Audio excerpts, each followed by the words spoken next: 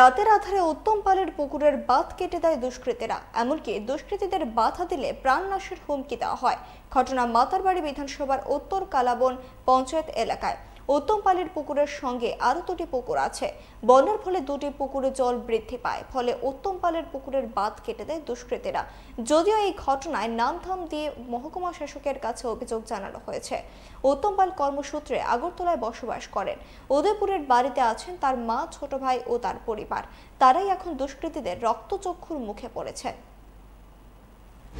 ধারণাটা এতটুকু হয়েছে যে বৃষ্টির অতিরিক্ত বৃষ্টি জল হয়েছে, বাড়তি জল ভোর থেকে এসে দুইটা পুকুরের জল পার ভেঙে ওরার পুকুরে লেগে পার ভেঙে গিয়ে এই জন্য আমাদের পুকুরের পার এরা কেটে দিতে আসছে।